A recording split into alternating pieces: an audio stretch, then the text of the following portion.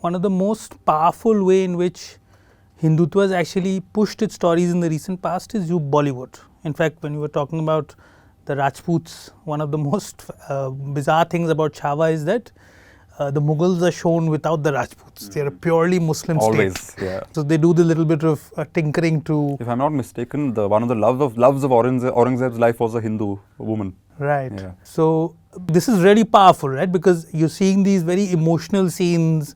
I think people are getting really whipped up, and that's a true emotion, whether we disagree with the facts of the matter or not. Yeah, I think Bollywood has certainly seen where the money is. They've seen where the political sort of tendencies lie.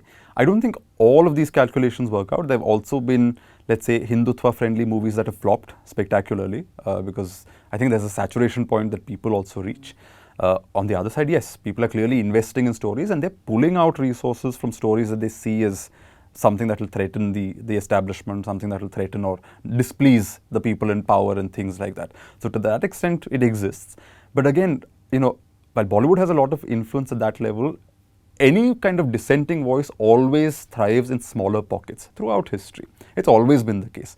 Because the overwhelming numbers will always go with the wind, right? Like wherever the wind is blowing, people will tend to lean in that direction.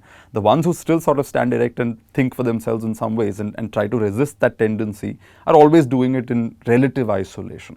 And you have poets, you have comedians, you have interesting people using entertainment in interesting ways. In some ways, they're paying the price for it also, whether it's trolling, whether it's arrest warrants, whatever it is. But there are people also doing that.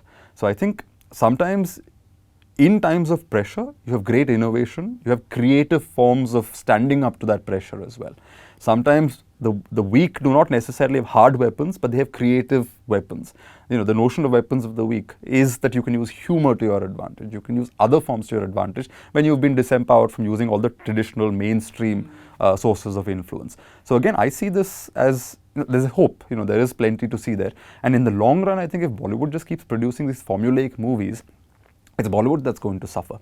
And also remember, this country is not just Bollywood. Just because it caters to the Hindi heartland and the Hindi majority, there's so much happening in Malayalam cinema. There's so much happening in Bengali cinema, in Tamil Nadu, in other bhashas in the country. They have their own film industries. They're having interesting dialogues and conversations. The Great Indian Kitchen was originally a Malayalam movie with Nimisha Sajayan in it, talking about marriage, the menstruation, taboos around it, and a woman's experience.